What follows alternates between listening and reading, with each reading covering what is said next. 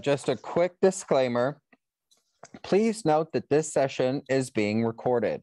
If you do not consent to being recorded, you are asked to drop off the session at this time. Thank you.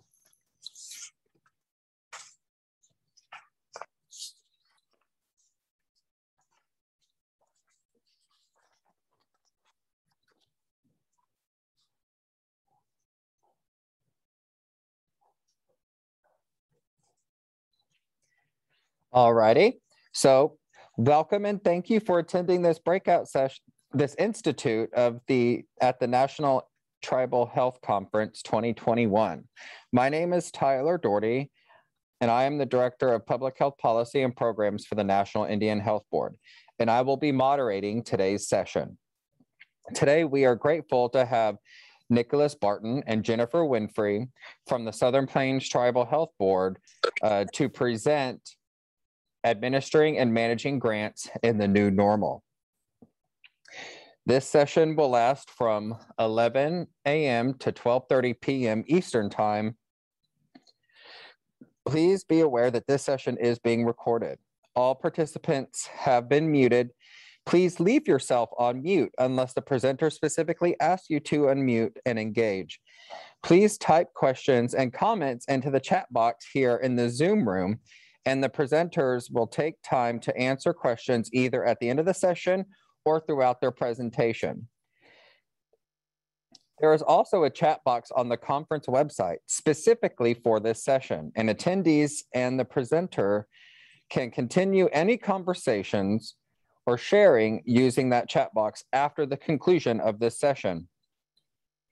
The presenter may upload the presentation to the Pathable session, and then you can find those resources on the Pathable session at your convenience. Also, please take a few seconds at the end of the session and fill out the evaluation. You can find the link that says, please fill out the session evaluation under the session description on the session page in the online conference agenda. Thank you so much for your participation, and we are excited to begin this presentation. And I will start by introducing our two speakers. First, Nicholas Barton, the Executive Director of the Southern Plains Tribal Health Board. Nicholas Barton is the Executive Director for the Southern Plains Tribal Health Board Foundation. He is an enrolled member of the Cheyenne and Arapaho tribes. Mr. Barton has worked in tribal health for the previous 16 years in various capacities, including intake specialist, financial coordinator of the substance abuse program, and the executive director of health while employed with the Cheyenne and Arapaho tribes. He earned his Master's of Business Administration from Southwestern Oklahoma State University in Weatherford, Oklahoma. Our next presenter is Jennifer Winfrey. Jennifer Winfrey is the finance director at the Southern Plains Tribal Health Board Foundation. She is a certified grants management specialist with nearly 20 years experience with federal grants and cooperative agreements. While at the Southern Plains Tribal Health Board, Jennifer has developed efficient grants management and accounts payable processes. She quickly transitioned the financial functions of the organization to support a teleworking environment while maintaining internal controls and protecting financial health. Jennifer was born and raised in Oklahoma and received her bachelor's in business administration from the University of Central Oklahoma.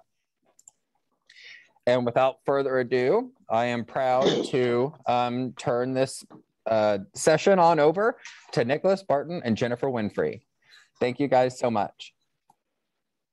Thank you, Tyler, and thank you and appreciation to the National Indian Health Board and for hosting the National Tribal Health Conference.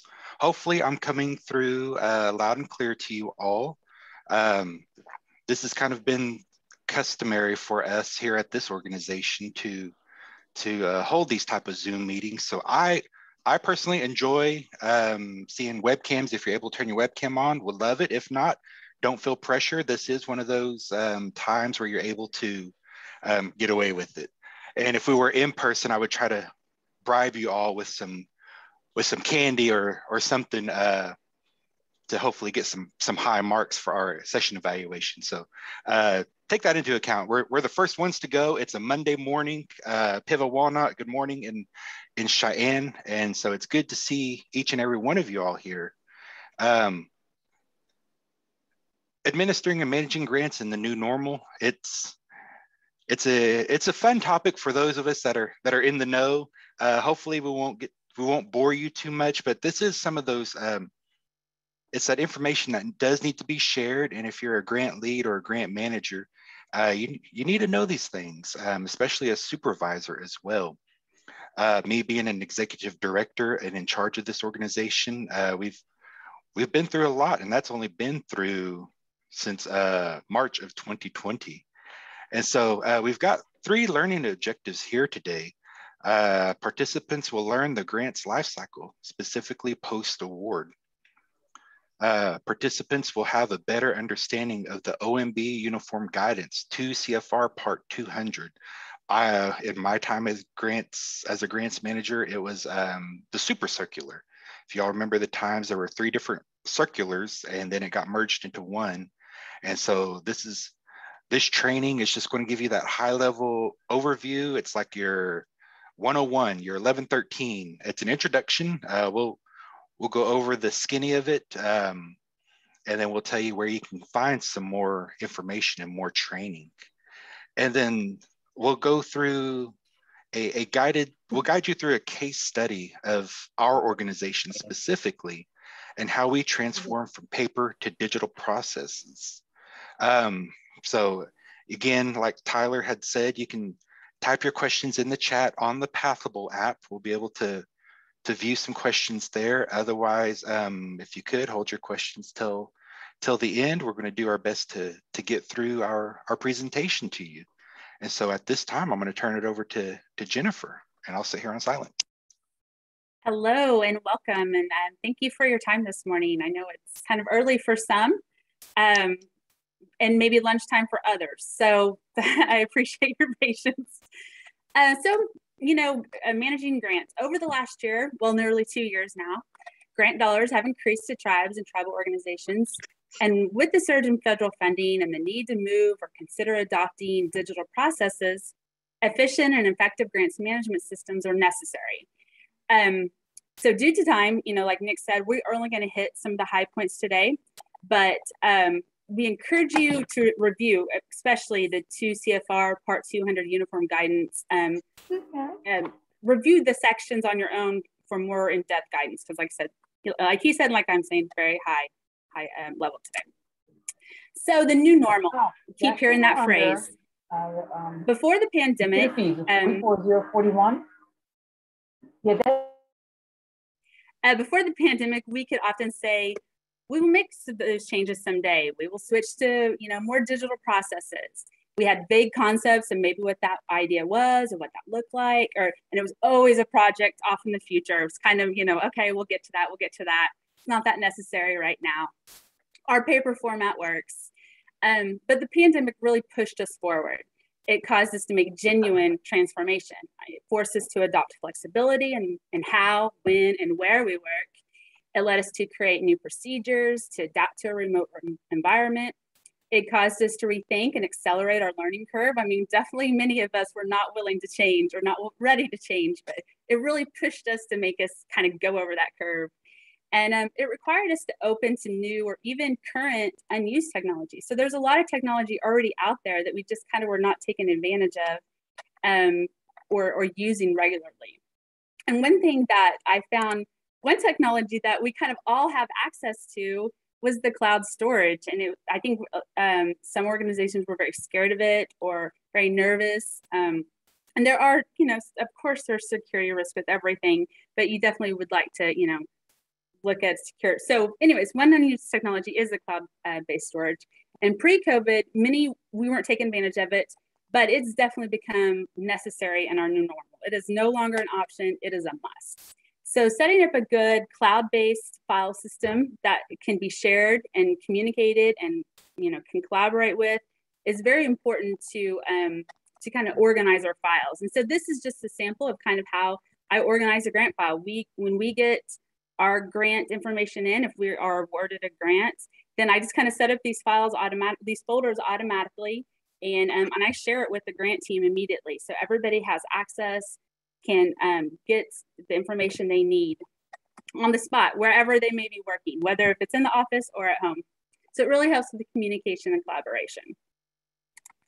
So another thing is, instead of having separate systems for grant management, we started using our current project management software, and I really made that usable for our grants. It's gained, project management software has gained a lot of popularity over time with the new normal. It helps, again, communicate, collaborate, and it also helps not jam up your email box with all the incoming emails going in and out. So it really helps kind of keep that more manageable. So there are definitely several options on the market. Monday.com is one that we use, Asana, Trello, Basecamp. They're all great software. They all have good uses. So if it's something that your organization is looking at. So let's talk a little bit about the grant cycle. There are 4 main components. There's a pre-award, the award, post-award, and closeout. So the pre-award phase begins with the announcement of funding opportunities for grants and involves the preparation, researching opportunities, preparing that proposal, preparing the budgets, and then submitting that to the federal agency. And the federal agency, of course, reviews and evaluates the application. So that's kind of all. That's a really, pretty small piece of the whole award, or the whole grants life cycle, I should say. Then your next piece is the actual award phase. It's completed mainly by the federal agency or the sponsor, so we don't really see a lot of what's going on. It's kind of in that background. It involves making the funding decisions, evaluating applications, making the funding decisions, and then notifying the awardees of their selection for our grant. So it also allows the federal agency to obligate the funds. They set the terms and conditions and performance expectations in this phase, and then approves award documents and sends them out. So if you are awarded, of course, you'll receive a notice of award, and we'll discuss that briefly, or we'll discuss that soon, I should say. So post-award, this is where the grants management really comes into play. And it involves your program implementation, meeting those deliverables, financial management, expense tracking, budget monitoring, performance and financials reporting to the federal agency, and there may be other entities, and then record management and retention. And this is really, we're going to talk about that the most. So the last phase is the closeout phase of the grant life cycle, and it involves the submission, review, and approval of all final reports, and as required. And then the recipient will liquidate outstanding obligations, like make sure all those invoices are paid, make sure contracts are closed out. If you have subawards, making sure you're receiving all the invoices from those subawards so you can do a final closeout. So this is where you'll prepare your final financial and performance reports. And then there's actually a closeout package that your federal agency will probably give you usually 90 days ahead of time of things to prepare for. It's usually a form for any kind of equipment or assets you may have, or tangible property you may have. There's different processes depending on the federal agency. So like I said, today we're going to talk about the post-award the most. So before moving on, I know that was kind of a quick rundown of that life cycle. Is anybody have any questions or need clarification on anything? All right. So you've written an outstanding proposal in your pre-award phase and received a high score, got evaluated, and now you've been recommended for funding. So you've already gone through that pre-award, you've gone through the award, and you're already at the post-award phase. So congratulations. So the federal agency will send you a notice of award. This, of course, is the official document notifying you that the proposal is being funded. It includes all the terms and conditions of the award. So read it thoroughly. I mean, definitely read it and then read it again. And communicate and share with your grant team. And that is very important to let everybody know of the terms and conditions of the grant. to know the requirements of it. And keep the NOA for reference throughout the term, of course, and just always have it available. Definitely keep this as an official record for your grant files. So just to kind of briefly go over some key elements of the NOA, and they've actually changed it over the last, I think it was last fiscal year, they kind of changed the format of it. So of course, up top, this is just an example of one of our awards. It's from the CDC, the Centers for Disease Control and Prevention. And you have your award number, you have your federal award date. So that's pretty much, that's the date that you received the notice of award, but that is not the date that your project starts. So be aware of that. You'll have a budget period start date, and that's kind of, that'll be when you can spend money. When are the funds available, I should say. And then it'll kind of go, it'll have your federal funds obligated by this action. It's usually just, you know, just your summary amount right there, sorry. And then you'll have your project period. Now the project period will be different. It's usually, it could be a 1 year, it could be a 3 year, it could be a 5 year. And that's really the length of term of the whole kind of grant or cooperative agreement. And that's when you're available to spend funds, but really you can only spend funds year to year in the budget period. That's when the funds are obligated for you. Your project period is the whole grant term. Some other key elements, of course, is the assistance type. So the government makes awards through both grants and cooperative agreements.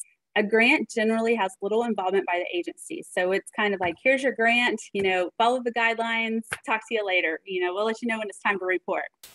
But a cooperative agreement is distinctly different from a grant, and it provides substantial involvement between the federal agency and the recipient. Usually you'll have regular meetings, you'll submit, you know, probably more regular progress reports. They'll do kind of someone will do like a technical review. So you'll submit it and they'll have some comments back to you about your project. So they're very much involved in that. And I will say probably, I'm seeing more cooperative agreements over time, definitely than grants. I think it's becoming more of a common manner of financial assistance. Then you look over your approved budget. So this is kind of a summary of each main category. And I always check these amounts with what was submitted. And there are always, not always, there are a lot of times discrepancies. So definitely make sure that this is the budget that they're sending you, that it matches what you have, and ask why. You know, maybe they put a different amount for salaries, or maybe the indirect cost was a different amount, and ask and find out why. Usually, sometimes it's just a mistake, or maybe something they're not seeing, maybe there's not something that's allowable that you need to take out of your budget. So definitely match those up.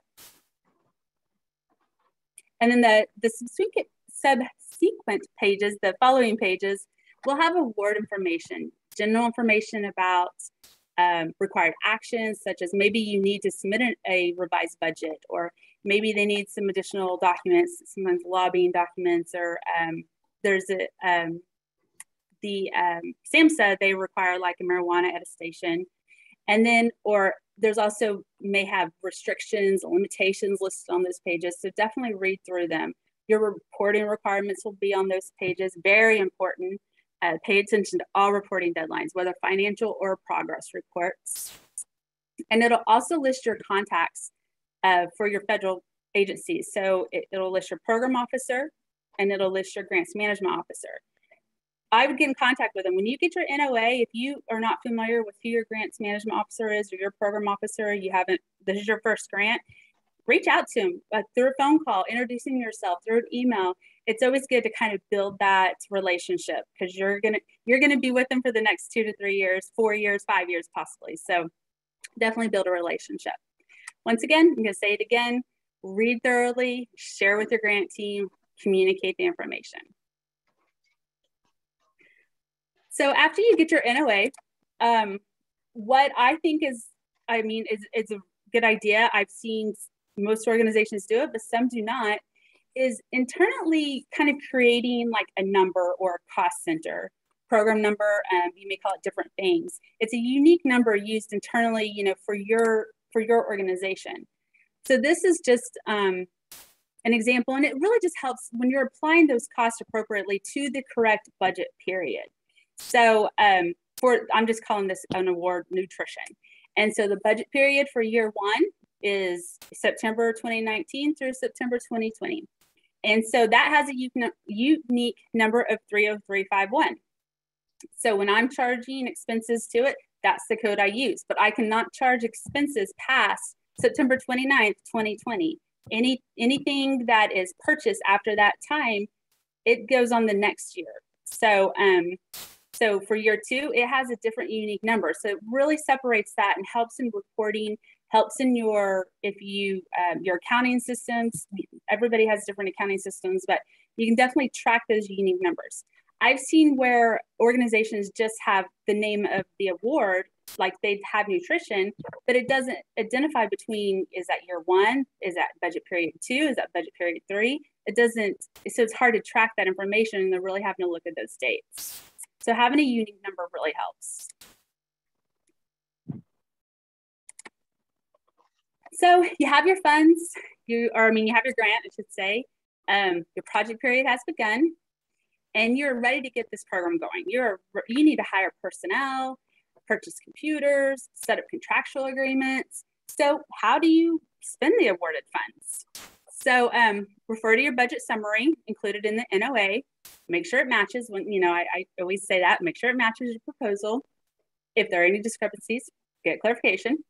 So the details for spending are in the budget and budget narrative that you submitted with your application.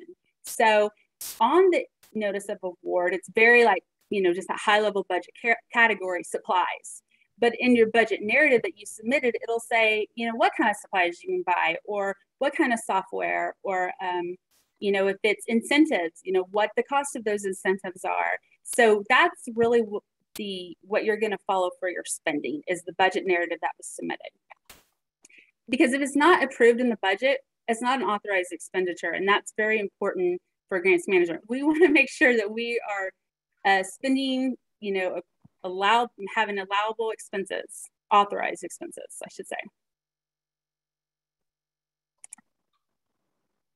So one thing you need to do is establish a mechanism for communicating the approved budget with your grant team. Now, you probably have maybe an internal form that you use, which is totally great. Just making sure that that information is communicated. It helps your grant team know how funds can be spent appropriately, and lets them know what's authorized. It can be an important component ensuring funds are spent allowable, and can assist with other internal processes such as purchasing, or especially if you're purchasing computers, or even hiring personnel, letting that let your HR person know what's allowable on this grant to hire. So I've included just an example here of what I use with our organization.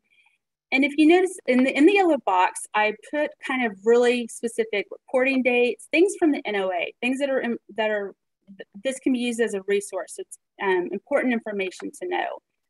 I'll have the class code on here, the unique number identifying. And then understandably, you probably don't want to list everybody's salary on this, especially if you're sharing this document. But put their FTE, if they're 50% or if they're 100%. And then I just kind of put that total budget amount for salary. But I don't put the individual salaries on this form, because I do want people to use this as a resource and share it. And then I just kind of have, I comb through the budget narrative, the program, and I list out, okay, supplies, software and subscriptions. I'll kind of put a detail of what was allowable to purchase, Adobe and SurveyMonkey on this one. For computers and furniture, according to this budget, we could buy 2 laptops and some monitors. So I put some details out to the side, who our contractual people are, just so everybody knows about the budget and what we can spend it on. So before I go any further, so this is kind of the big, 2 CFR Part 200 that I'm really going to touch on. Is there any questions before I move on? And I need to take a drink. Feel free to type in your questions in the chat box or unmute yourself to ask questions. Thank you, Tyler. All right, so you have a unique program code. Your budget has been established and communicated, but there's more. You have to follow 2 CFR uniform administrative requirements, cost principles, and audit requirements for federal awards. So what is that? It is the government's requirements for receiving and using federal awards. It's used in conjunction with the approved budget to determine allowability. And I've also included a link here, and this will be in the presentation that's uploaded. It's a great resource to have. I put it on my favorites, and if I need to go access anything, or if I think of something I need to look at, or just use it as a resource, it's a great resource. So review it, be familiar with it. And I have somehow, moved my Zoom bar where now I can't access my PowerPoint. There we go. Sorry about that. All right, so so you may have also heard of 45 CFR Part 75, which sometimes is listed on our Notice of Awards under the standard terms and conditions. And it is the uniform administrative requirements, cost principles, and audit requirements for Health and Human Services Awards. It's very specific to that. They're very similar, the 2 CFR Part 200 and the 45 CFR Part 75. Very similar. But so we are only going to go over the 2 CFR Part 200 because it's got a broader scope. But do know that you should be familiar with the 45 CFR Part 75 as well. All right. So just some there's subparts of this. There's multiple subparts. So part A is acronyms and definitions. And that's why I say put this on a favorite if you're going to access it. You can go and look at different subparts. There's B, which are general provisions. Subpart C is your pre-federal award requirements and contents of federal awards. So that's kind of still done with that pre-award and award phase. Subpart D is your post-federal award requirements. And that's, we'll focus on that today a little bit. We're going to touch that real quick. And then subpart E, cost principles. We're going to talk about that a little bit today. And then subpart F, audit requirements. And then there's some appendices. So just kind of let you know, there are a few required internal policies and procedures that your organization needs to have in place to align with the requirements of subpart D. So one is your internal controls policy. It's 2 CFR 200.303. And it establishes and maintains effective internal controls that provide reasonable assurance that the award is being managed in compliance with federal statutes, regulations, and award terms and conditions. So it's just a small policy that your organization needs to have. Another policy is a procurement policy. It's just really, requires a written standards of conducting and covering, it covers complex vendors, but written standards for purchasing. And so many, organizations have that, but just making sure that you do have some kind of purchasing procurement procedure in place. It also helps avoid unnecessary or duplicative items and encourages economy and efficiency. So when when your organizations are wanting you to get grant or get quotes and things like that, it's kind of where that comes in at. And another requirement is records retention. So costs charged to a federal award are subject to audit for 3 years from the date of submission of the final expenditure report. So even if it was a 5-year grant, in year 1, those the documentation for things that you purchase, like invoices and receipts, that needs to be kept for 3 years after the final year, after the final financial report is sent. So you could be keeping some of those records for 8 years, but definitely 3 years minimum on that final date. Now, if there is, pending litigation or an audit in place by the federal agency, you'll have to hold on to it longer. But definitely make sure that you have these records for 3 years and communicate that with your team as well to know where to find the records, how kind of have like, you know, destruction date on them so that everybody knows. So subpart E, the allowable cost principles. Except where otherwise authorized by statute, which there are statutes above this, costs must meet the following general criteria in order to be allowable under federal awards. So it is must be necessary. It is necessary to perform the work on the award. It is essential for the performance, in other words. Must be reasonable. So, you know, a prudent person test. You're not going to spend $350 on a hotel room if there is a safe hotel room, reasonable $150 in the same area. You know, things like that, reasonable cost. Must be consistent with cost and treat uniformly across federal and non-federal funding. And I have some examples of that, but one could be, you know, hiring somebody, or also giving raises. So you can't say, oh, well, this grant, this federal funding has, you know, they have a bigger budget and more money, so we're going to give these people 5% raises. And I'm not talking about based on merit or anything, that's different, but I'm just saying we're just going to, you know, blanket give these people 5% raises on this because they have more money. And this fund over here, you know, they just don't have enough. So they don't, you know, they're going to have a blanket of 2% raises. You have to keep it consistent. What you do for, and between federal and non-federal, what you do for your non-federal or your federal, you have to be consistent across the board. And with hiring is another big one. You may hire two, you know, just what we hire around here is epidemiologists. 2 epidemiologists, same experience, same education level, but, oh, this budget has more money, so we're going to pay them more than over here. You have to be really careful with those kinds of situations. Another example is maybe being consistent on how you charge things. So if you're charging, we'll say a cell phone to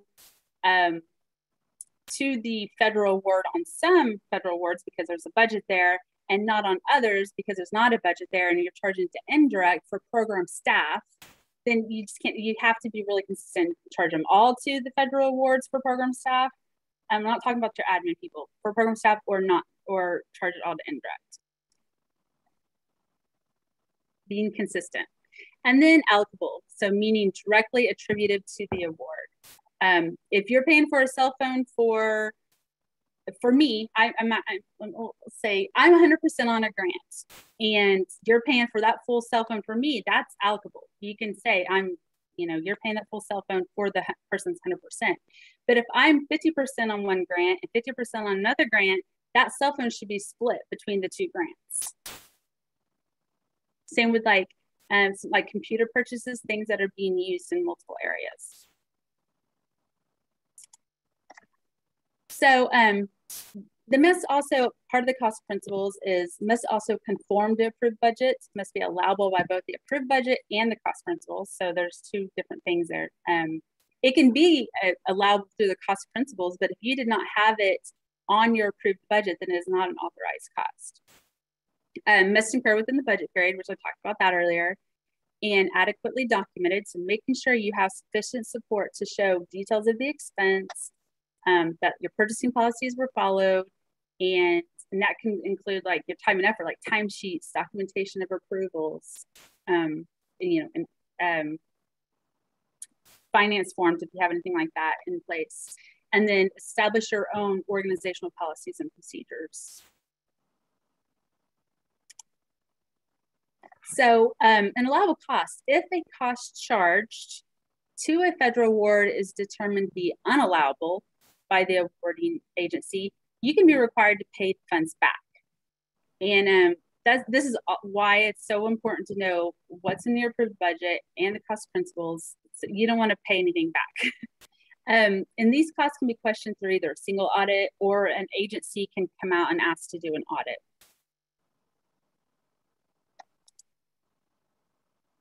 So just kind of other few things in 2 CFR 200 is your prior approvals. So sometimes it's hard to determine the reasonableness or if it's allocable of, to a federal award of certain cost.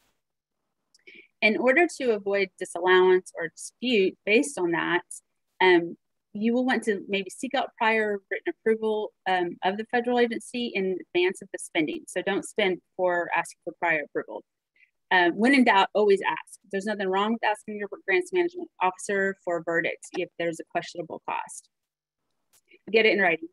And then some common requirements are, or some common things that you may see prior approvals for is budget revisions, no cost extensions, carry forward of unobligated funds, key personnel change, that's a big one. So if you have a key personnel, maybe moved to a different grant or maybe no longer there, you definitely need to send that information to your granting agency. And then procuring equipment is another common one. So this is where I want to tell you, if you know the phrase, it's better to beg for forgiveness than ask for permission, which I have definitely followed in my lifetime. But do not follow that phrase with federal grants. There's no forgiveness, only disallowances and audit findings. Don't follow that. You always get the prior approval. Do not spend until you have that. So any questions about prior approvals or kind of to CFR 200? That was a really brief overview. And just let me know if you have any questions about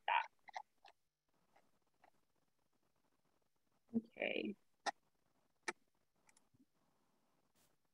So monitoring your budget. So you've been awarded, you've been spending money, you're a couple months into your project period, and you're meeting all your program expectations, you're purchasing your goods and services that you need, that are reasonable, that are necessary for the project. But wait, there's more. How much have you spent so far? Are you spending within the budget parameters? Will you have enough to complete project activities? These questions would be hard to answer unless you are monitoring your budget, right? Or tracking expenditures in some way. So establish a mechanism for monitoring your expenses. You need to monitor your actual expenditures against your approved budgets. So, in this budget versus actual report, it needs to have a breakdown by budget category. And if you can even go, have the line items would be great, but at least by budget category. And it should be completed by your finance or accounting department.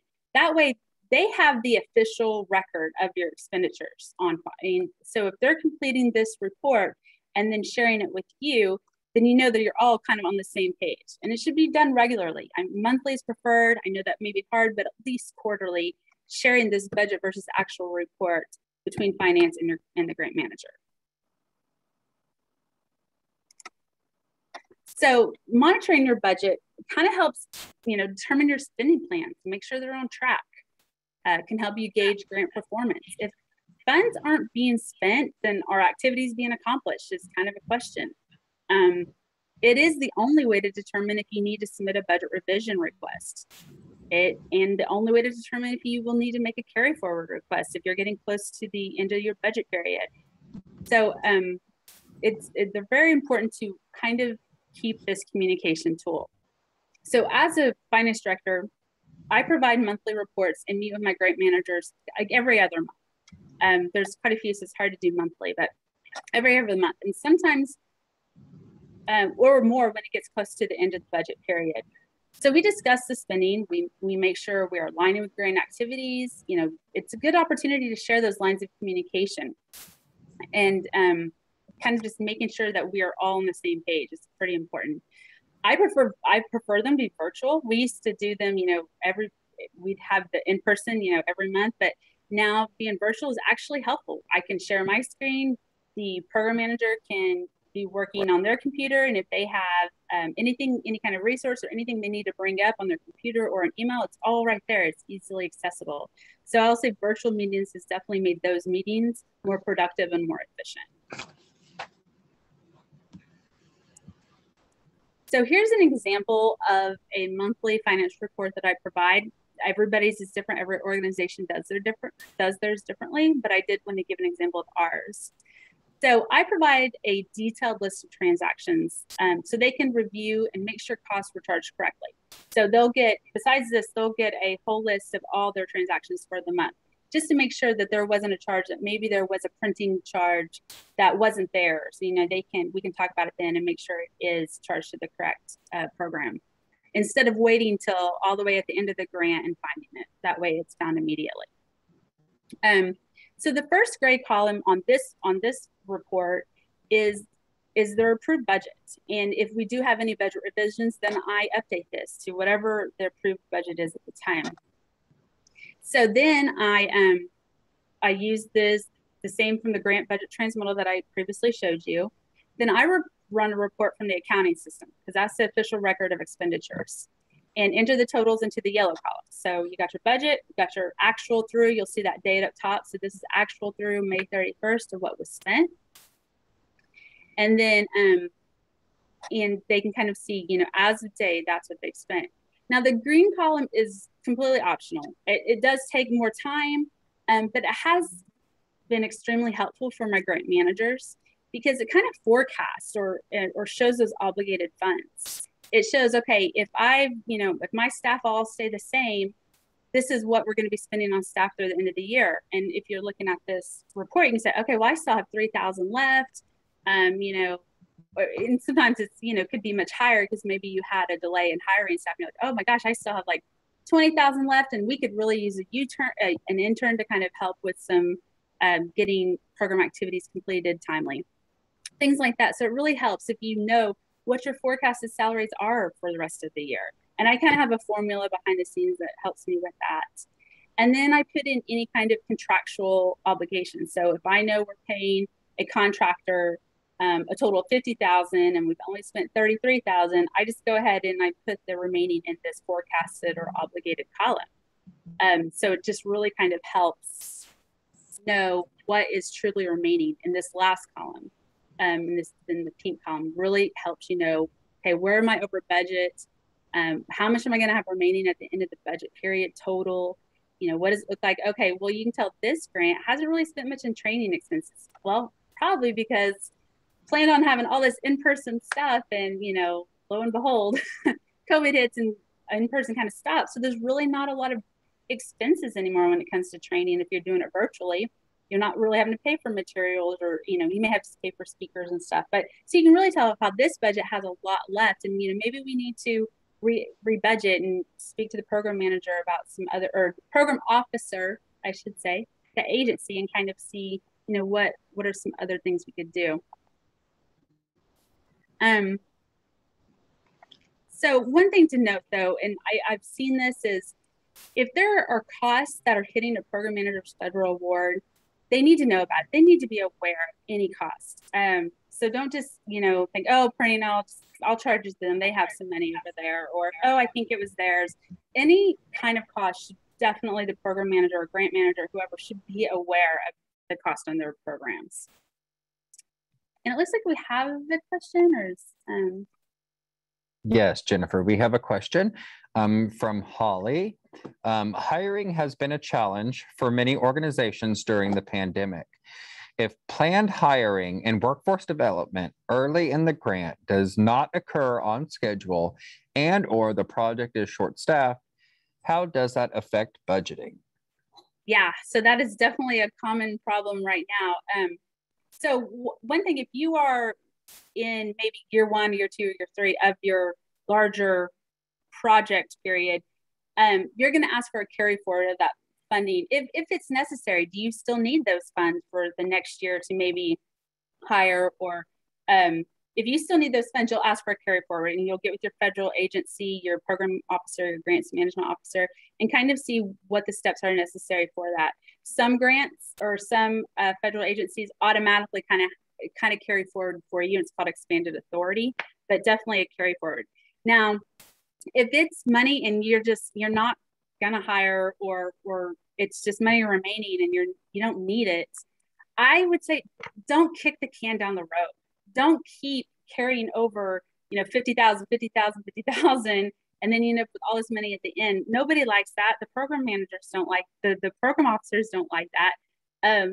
Either figure out another way to spend it, if you need it in your program to complete the activities. Get with your grants management officer and rebudget that, but don't just keep carrying it forward. it doesn't do anybody any good. I hope that helped. Thank you, Holly. So speaking of a budget revision, you know, you may need to do that. So okay, let me start. Recipients are required to request prior approval of budget revisions unless there are specific agency guidelines. So HHS, which a lot of us have grants with, has a 25% rule. So you must have prior approval of significant rebudgeting if cumulative changes between the direct cost lines exceeds 25%. I know that's like a mouthful. But if you are moving 10% of salary, that line item, say it's a 50,000 line item and you're moving 5,000 to contractual because maybe you can get anybody hired, but you know somebody that you can contract with right now, that's only 10%. So that's an internal budget revision. You would not have to go to your federal agency if it's an HHS award. But if you're moving, you know, of that 50,000, if you're moving 25,000 to contractual because you couldn't get people hired, you definitely need to get prior approval, submit a budget revision request to your grants management officer and make sure that's approved. And just, you know, kind of a hypothetical here. So you're 6 months into your award and can you believe it? A public health crisis has occurred. I mean, can you believe it, right? A crazy once in a lifetime pandemic has hit. Your team is no longer able to travel and the world has gone virtual. So now you no longer need travel. You have a lot of money left there, but you need to increase your software subscriptions. You need things for virtual meetings, project management. And you're reviewing your financial reports because, you know, you do that regularly. And you see that you have quite a bit left in travel that you could move to maybe your software supply line item. And so what do you need to do? You need to, first, I always, you know, talk with the finance person and see if it meets that 25% criteria. Because even an internal rebudget needs to be communicated with your team and tracked through your finance person. And so say you want to move that travel money to your software line item because you can't travel anymore, and it does exceed that 25%, then you just need to get with your grants management officer, find out what you need to do and submit that request. Do not spend the funds before the revision is approved. So although you need that software immediately, you need to get the Zoom subscriptions going. If you spend, do not spend it on that grant until you know it's been approved. You may have, because they may become unallowable and you'll have to move it off. Ah, whoops. Oh man, I just went too fast there. Okay, so speaking of carry forward, so you're continuing to monitor your budget and you expect to have remaining unobligated funds at the end of the budget period, probably because you can hire your staff. That's a very common thing. Or you couldn't get staff, you know, you couldn't get going fast enough on a contract, took a little bit longer than normal. So a carry forward allows unobligated funds remaining at the end of the budget period to be used in the next budget period. Now, the activities must align with the recipient's existing project goals and objectives. So, you know, you can't just create new goals and objectives unless you get prior approval from your grant or your program officer. But if they're existing activities that you couldn't get them done in year one, you can carry forward that balance over to year two or for the future years to complete activities. Definitely want to let your grants management know, you know, as soon as possible before the end of the budget period, so they can let you know kind of the guidance and timelines and what needs to be done for that. Some federal agencies, you don't have to do anything, but some you do have to send something in. And then some don't require any kind of documentation until after you submit your federal financial report. So they're all different. Another thing you may have is you're hitting the end of your 3-year award, we'll say, and you have remaining funds and you need a little bit more time to complete activities or finish that final reporting. So you do like a no cost extension, and that's exactly what it is, no cost. So you're not adding budget, you're not adding a cost to the federal agency or to the government, no cost, but an extension of time. So it doesn't provide additional funding, it just extends the period of performance. It definitely requires a prior approval. So find out get guidance and timelines from your program officer or grants management officer. And it's intended to fund existing approved purposes. So it is just there to kind of help finish out the project. And it's usually a 12-month extension. Does anybody have any questions about the difference between like a carry forward request or no cost extension? Okay. And then, so then we've gone through, you know, the pre-award, we've gone through award, we've gone through post-award, which, you know, it takes the most time. That's really your chunk of your life cycle. And then you have your closeout, which usually it's the time, you know, complete your project activities, you've met your deliverables and your reporting deadlines, and it's time to close up this federal award.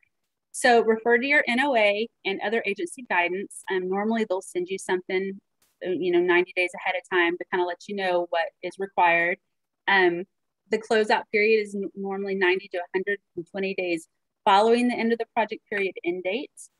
And some examples of activities you may have to do is liquidate your obligations. So you pay your bills, make sure you've received all your invoices.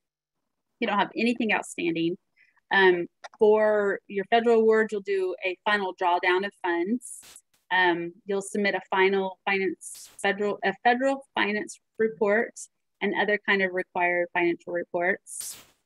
You'll do your final programmatic reporting, your tangible personal property reporting. So there's a lot of different reports right there at the end. And then establish a good system for retaining the records for 3 years after that final report. So like I said, even if that grant started 5 years ago, you've got to keep those records for 3 more years.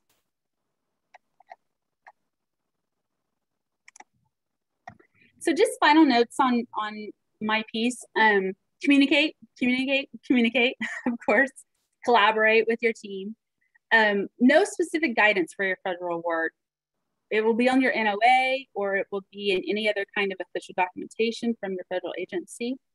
When in doubt, ask. It's okay to ask. Please ask. Don't just assume. This is not the time to assume, and get it in writing.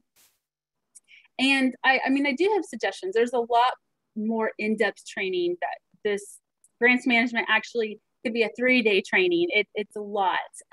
This is just really a short overview. So definitely you can check your federal agency's website for online training. Those are usually free and accessible and really specific to that federal agency.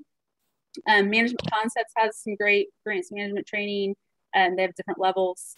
And then the National Grant Management Association has some trainings. I think Thompson, I think it's called Thompson, has some. I mean, there's a lot of great resources out there for some in-depth training. And I definitely, if you're somebody who is working or wants to work with federal awards in the financial or in the programmatic side of it, please check out those resources.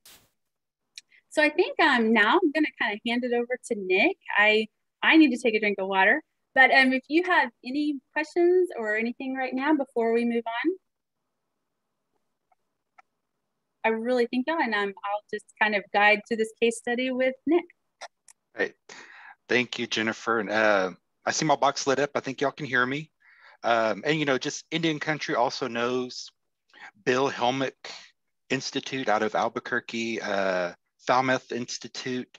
Those are a couple of Indian Country really know well for those additional trainings. I went through a couple of them, so you know, still not a genius by any means, but I rely on my finance folks, and Jennifer's proven very useful. And then even in my previous organization that I worked with, relied a lot on the financial folks. So our finance people know some, but you know, really get that expanded training, and that just really helps you in administering these grants.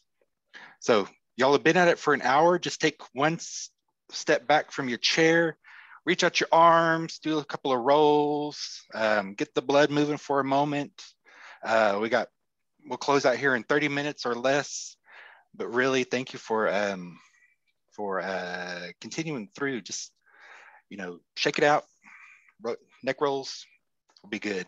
All right, I believe in that. We can get, and so let's look at the case study. Taking all that we have learned and kind of putting it into into action. So pull up my information here. So the case study, Southern Plains Tribal Health Board, that's the organization I am in charge of. I serve as the executive director. Been involved with the board since 2013, hired as the ED in July of 2019. Had great big visions. We were the traditional office. We had people in office. We were, just to give you a little bit of history about who we are, we're an organization, one of the area Indian health boards. We serve tribes in Kansas, Oklahoma, and the central portion of Texas. Currently, we have a staff of 52 and looking to increase that number really soon. I think before the pandemic, we were, I think, right around a little less than 40. So we increased. No, a lot of places increased as well. So let's go to the next slide. We're a typical office with the hustle and bustle of 35 to 40 people in office, and they were at their workstations. Teams were in person. They had meetings, cubicles. Some of our grant leads had offices. So, it was just that typical office culture. Our processes for purchase requisitions, check requests, travel, even the grant paperwork was 100% paper. We often demanded original signatures or original documents. Filing cabinets after filing cabinets full of paperwork and file folders. I wish this was our color-coded system. It is a nice stock image, but it's about what we have. If you remember the time, and I, certainly still encourage paperwork, but we took it to the excess. And I think, especially our tribal nations as well. I was a former tribal employee as well. And so I knew the value of paperwork and using it as a resource and as a tool to help justify, but also help me back up my claims. So things changed in the United States, March 11th, 2020, downtown Oklahoma City. Oklahoma City Thunder Basketball League was just a few moments from tip-off. We were playing the Utah Jazz. Then on TV, we saw the coaches and refs having a deep discussion. Soon after, game was postponed. And we learned later that evening on the local news, but then by that time, it spread throughout the U.S. that a Jazz basketball player tested positive for coronavirus. And soon after, the NBA suspended their season. So, that hit close to home. So over the course of 2 days, that was a Wednesday, Thursday and Friday, we were having almost hourly meetings among my senior leadership staff. What are we doing? How are we going to respond? The threat is real. I mean, it was literally at our back door, front door. So we had to meet and discuss and develop a strategy, and we made a quick pivot, and we transitioned this organization to remote work, often telework, remote work, telework, almost the same synonymous thing. That was the quickest I've ever seen an organization pivot. A lot of us had been doing that. Of course, it felt far away. If you remember, during that time, it was on the East Coast. It was primarily up in the Seattle area. But then it hit here in central Oklahoma. So moving that way, we had an organizational pyramid approach where, work was getting done.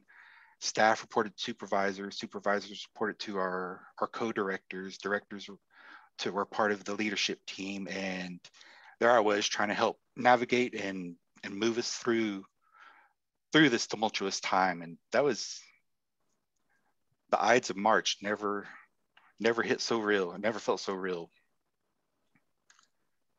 One of our annual signature events, we also had to take into consideration. That was, a signature event is our Tribal Public Health Conference that we host here. It's a chance to share knowledge, host trainings. It's also a budget center for many of our grants, where we actually, able to charge and spend down grants just to really move the grants forward, but also move our area and our trainings. Well, that got put on hold, and we ultimately canceled for the 2020 year. Along the same time, noticed email traffic just really started to increase, and the need to communicate to staff and for the managers to really to monitor their staff and monitor work. Just a lot of things were happening, and so we knew we needed to respond. Prior to going into this this remote work, we had a few solutions in place already, and so it made the transition to remote work and telework easy. Our computer workstations were already laptops. We don't have any desktops here. So we noticed prior, a lot of our staff was traveling, going to meet with partners, traveling to conferences, hosting offsite training. So it just made sense to have staff with travel with the laptop. So that was our workstation, was laptops. Our company landlines also had a companion app for smartphones and could be downloaded to the desktop as well. So we had that. And so it was semi-easy, but our staff also had company issued cell phones, or one of our policies is we also have a cell phone stipend, necessary and allocable. That's kind of hits one of the key points that we learned just a moment ago. And we had I'd say an entry-level video conferencing service. That was really before the wide acceptance of Zoom. Some of our staff was using GoToMeeting, but we had Amazon Chime. We just thought we were real cool with that. The funny thing now, looking back, it seems so archaic, but I'm sure it's upgraded since then. One thing going for us was our payroll and timekeeping system was already electronic. So, we still wanted staff to get paid, but we were already doing that electronically. So, that was an easy transition. So going into the new era boldly, we had to have staff work away from the office. We used a lot of prayer and had high hopes of returning back to the office in a couple of weeks. If you can remember back to that, it was only in March, April, thought we'd be back right after spring break. That didn't happen. So, in telling you this story, that timeline may seem stretched out. It really wasn't. It all happened so quick, and my managers and directors were really needing to find ways to really make work. So, solutions through trial and error. In early April, if you'll remember, the first round of funding from the CDC came through, and we needed to get together a mechanism to help fund a subawards out to our area tribes. We were able to do it almost like that. And how we did that was through deploying Microsoft Teams. Like Jennifer had stated earlier, we had heard of it. We thought we'd get to it one day through a process implementation, but we were forced to adopt because we needed to communicate. We needed to collaborate in real time, and emailing back and forth was just not working. Some of our grants were using Google suite of products. We weren't quite there. I wasn't quite there yet, but I'm very familiar with Microsoft. And so we had Office 365. And so, when we talked about transitioning to the cloud storage, I was already a firm user of OneDrive. So all my files were in the cloud already. That wasn't the case for many. So we'll get there in just a moment. In deploying teams, I had to have some folks really champion it for us. And so my HR manager and our office manager, I asked them to really kind of set it up, let's get it going. So we built 2 teams at the get-go and encouraged our program leads to utilize it as well. But for my administrative support team, we created a team there. And then we created a team for the whole organization so we could share information, files. At that time, we were doing updates to our COVID office policy. So we needed a way to communicate. While we felt email was good, it could also get lost through in the many stacks of your unread emails. So Microsoft Teams allowed us to communicate through chat, sent team messages to staff, allowed folks to, again, work from home and, be included. And what we found very useful during that time was it allowed us to update a database in real time. So several of us updated our tribal leaders database for our area. And so we each took about, I think, 10 tribes and found the information that we needed. And we updated one central file. And we still use that file today to help us with some other subawards and programmatic, as well as general health board work. And again, we moved away from Amazon Chime and used Microsoft Teams for the video conference suite. And so that really helped empower our leadership meetings. And then meanwhile, on the financial side, Jennifer, poor bless her heart, she was trying to process check requests.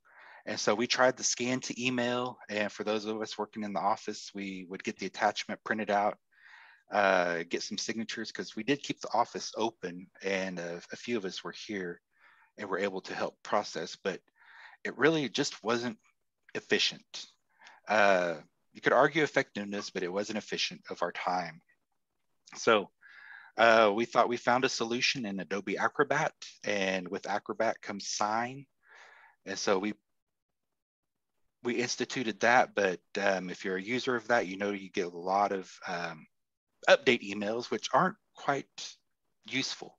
You just want the final product with everybody signed.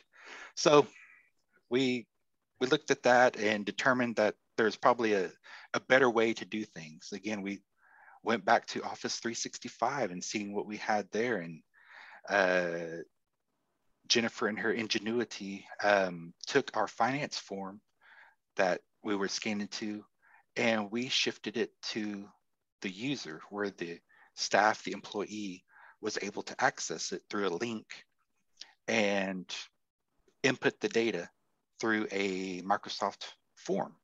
That form, you could upload attachments and fill out the form, upload it, and it would shoot straight to Jennifer's inbox. And from there, she could begin the check request process. So we looked at that through trial and error, and it worked for us. But the other thing was, all right, now my epicenter director and the program leads, they need to figure out how to monitor work, divvy out work, but also, just be part of the team. So we had to think again, what could we do? So we had some general knowledge of some software out there already, and I created a team and asked them to go out and research and come back with, what did you find?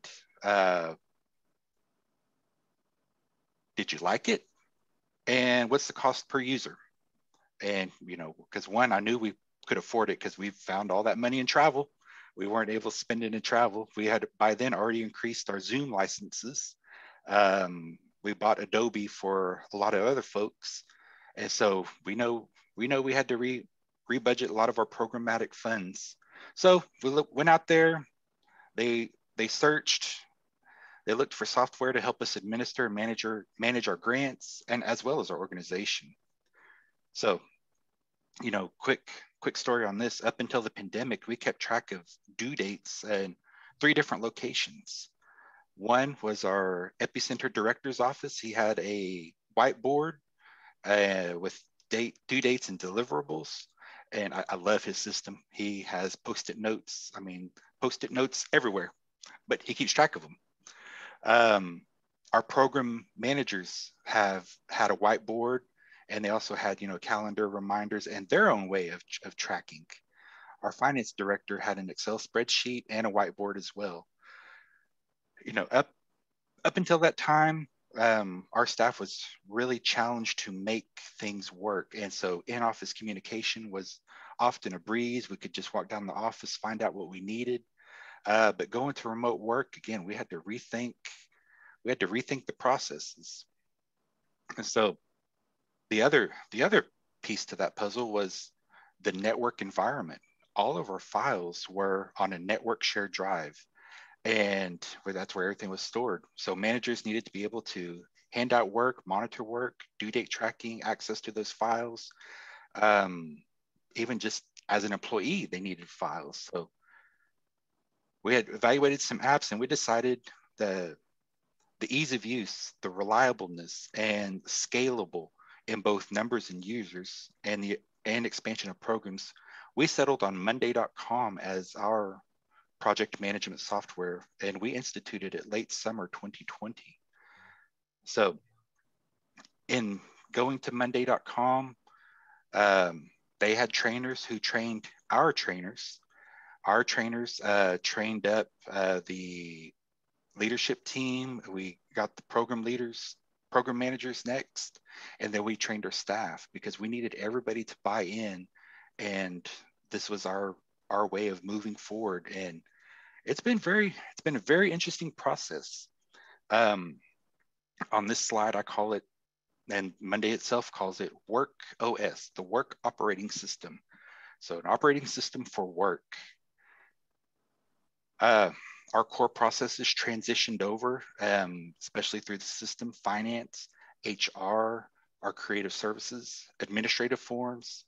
I keep track of our board of directors information, as well as I can administer e-votes if I need to, because when I would administer an e-vote, I was getting back approval emails, and I'd have to go hunt and find, developing a form that I send out with the link.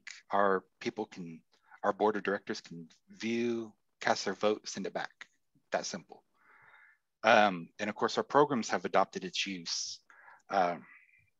So it's nice to have the management system in place, automation of tasks, processes, access to files, chat history, and overview of activity, built-in accountability. Life started becoming manageable again. It alleviated some of our email inbox, but it was still interesting to try to navigate through the whole process, and we still continue to this day to grow with it. But as with any new process or change, got to get a buy-in from the top down and even from bottom up. So everybody needs to buy into this. So I can often help guide and coach, but then as a leader, sometimes I have to force and demand it to happen. But it has been very unique and helpful to this organization. So during implementation and beyond, we continue to refine the digital process. We don't have it down fully. We're always looking to improve. Anything we take into account, we make sure, establish some criteria, ease of use, customization, because I'll tell you, we're still looking at a way of how to do travel and make it easier for the staff. I asked Jennifer what the process was, and on the end user, the staff, they see a seamless integration. On the back side of it, it's just a wonky way of approvals. But most importantly, our new normal here is we will continue to utilize these processes. And, I say, when we're able to return to the office, we've returned to the office, but I still have a majority of staff remote working. So this is our new normal, and it has been adopted by me and implemented throughout this organization. Now, I know if you work for a tribe, it's often difficult to make change, but whatever you're in control of, if you're a grant, a project management software is very much usable and user-friendly for your organization, for your grant. Because the tribe I worked at was a direct service tribe, so we were in charge of 638 programs, not self-governance, but direct service. So think CHR, health education, special diabetes programs. We had those type of community grants. And so I see, a great implementation there. If you have different teams, this helps with teams. Even through our Monday.com account, we're able to invite outside guests in. It's still highly safe, highly regulated. They have dual authentication. You'd have to log in and then get a code sent. It is browser based, but with that double authentication, it really adds a layer of security to it. But through this, you also want to keep your internal controls in mind. These processes, a lot of them have audit trails, which are generated. I know Adobe Sign has a link with IP addresses, so that way you see when folks approved it and it's ready to send out. It locks it down, so no more edits can be made. Good and bad, but we enjoy it for a lot of our contracts. And lastly, again, for Audit 2020, we had instituted a lot of these digital processes, and the auditors found no instances of non-compliance, and auditor believe our internal controls were stringent enough. So that was exciting for us. So, again, I'll repeat, with the adoption of digital processes, you'll want to ensure that you have adequate approvals and internal controls. So next, we want to show you just briefly what the system has worked for us here at Southern Plains Tribal Health Board, and I'll let Jennifer work on that for us. Nick, which one would you like me to bring up first? You want to talk about the Go with the grant. Oh, well, go with the grant, and then we'll show compliance. Oh, there's a family spirit one. There's a kickoff.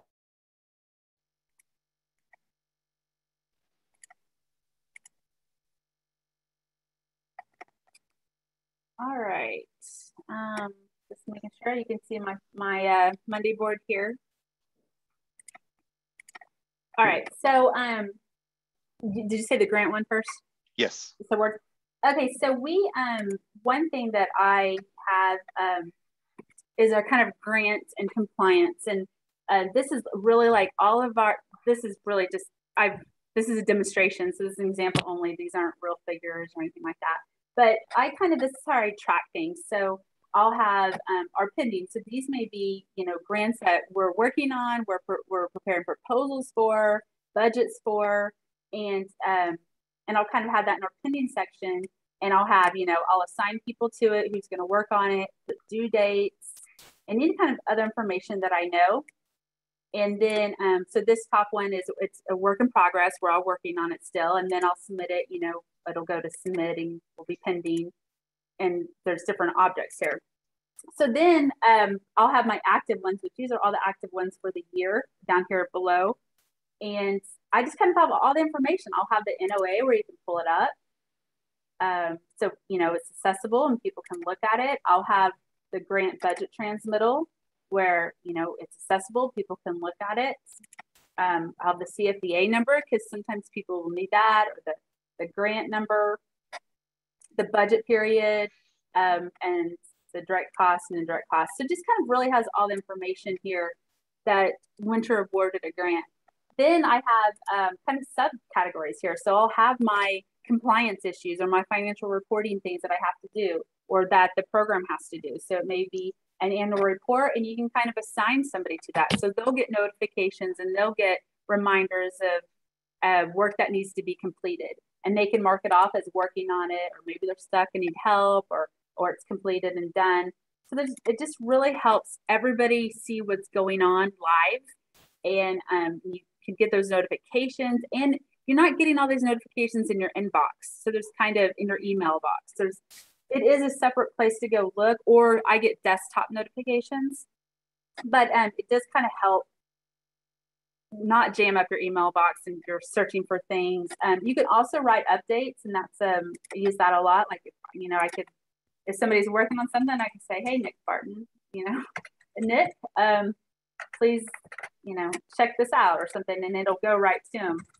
And it just really helps keep your information all in one spot.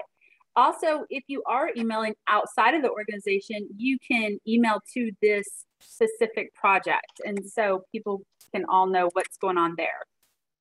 Because sometimes those emails are stuck on somebody's computer and we don't know what's going on with certain things. Jennifer, open that back up again with the chat. Okay. No, one back up. Oh, sorry, back up here, sorry. Yes. So I just responded to her. Yes, yeah, and it's definitely live and quick, and you can say reply or like, and you can kind of just access anybody. I also use this. I'll put notes in here that maybe are from the NOA, just things that I want people to know, or specific information. Maybe there's restrictions on this grant, or maybe there's, I'll just kind of put specific information in here. You can also see the activity log, so you can see what all we've done. That Jennifer, me, I've added this budget information, and I've added subawards. So there's a lot of great information here for these projects. Easy to look at. When the budget period ends, it comes up here to this closeout area. I have two that I need to work on closing out for the year. So it really just puts everything here where everybody can communicate and see it and know what's going on. And really, that's what we want. We want status updates. We want to know what's going on without seeming like we're being we're micromanaging others, or just because we don't have the communication ourselves. So it really puts the information, status updates out there. So another one that we use regularly here is this contracts and agreements. So if a program needs a contract created, or they need one, maybe they have a contract and they need it reviewed, then it kind of comes to a centralized system and they complete a form. Sorry, I'm using that right here. They complete a form. It's just a really easy link that they go to. They can put their vendor name. Can you see the form? Yes. Okay. You know how some things switch around and then you can't. They put who's requesting it, the program. They can upload any files. So if they have a contract to review, or if they have written out scope of work or anything that needs to be attached, W-9s, things like that. They can type in what type this is: graphic design, it's a seeker, evaluator, a subject matter expert, whatever kind of contracts needed. They put an amount, they serve. It's a really, really easy form, and they push submit.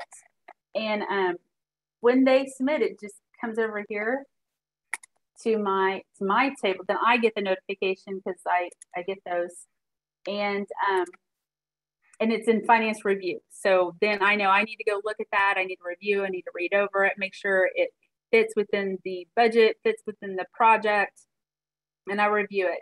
And then maybe I need to send it back to the program manager. Maybe I have a question, or if it's a contract that I've had to create, I'll send it to the program manager to have them review it to make sure, okay, this is correct. This is the information that you're wanting in this contract. Make sure the scope of work is correct. The amount is correct. So it'll kind of move buckets over to here.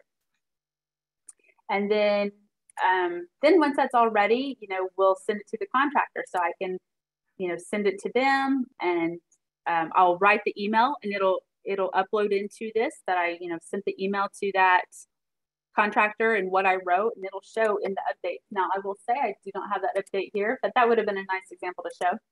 And then, that comes back from the contractor, they approve it, they've signed it. I can move it to the executive director for his signature.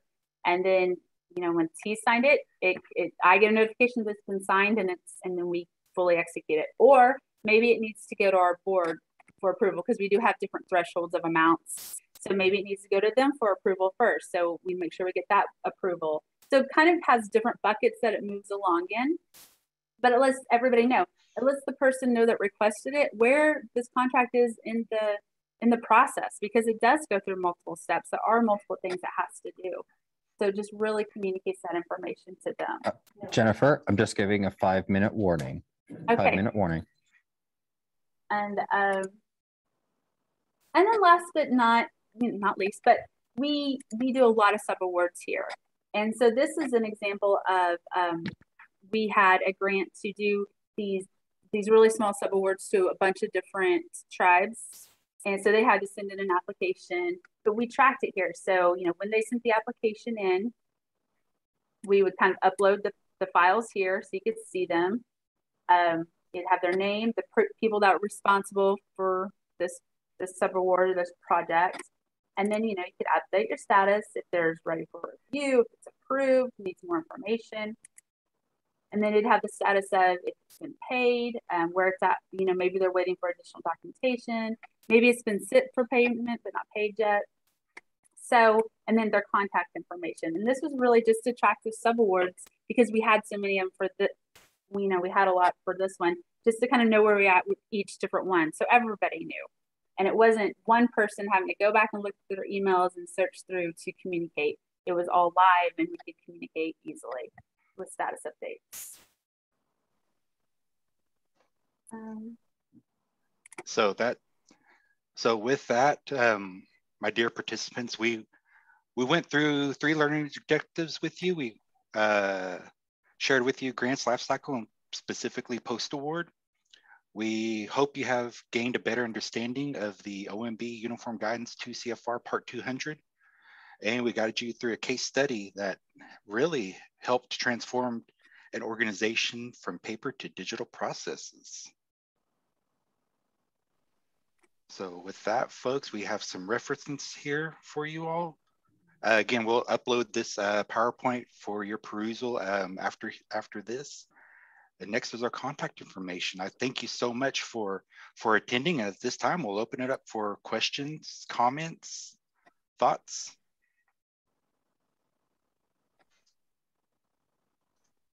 Yeah, at this time, if you have any questions, feel free to unmute yourself and ask your questions, or if you would like to place them in the chat box, please do so. And we will make sure that they get your questions and offer you a response. And Jennifer, I had a question, maybe just a clarification question that maybe other folks were curious about. So just to differentiate between a no-cost extension and a carry forward,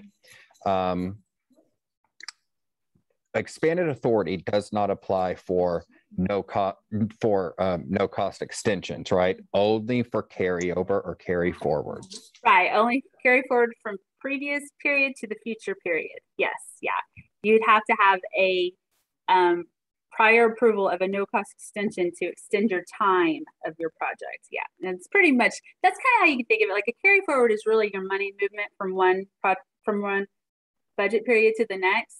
But your no-cost extension is to really extend that project period, the grant period at the end. So if you need additional time and to use those funds if you need to for those program activities. Thank you. Yeah.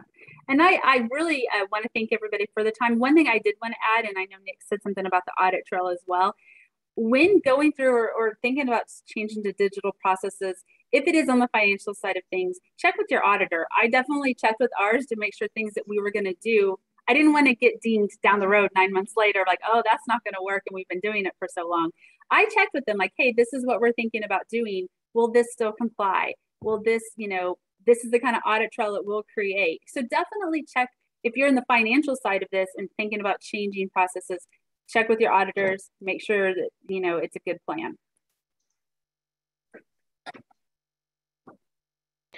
Well, thank you guys so much for this very informative session.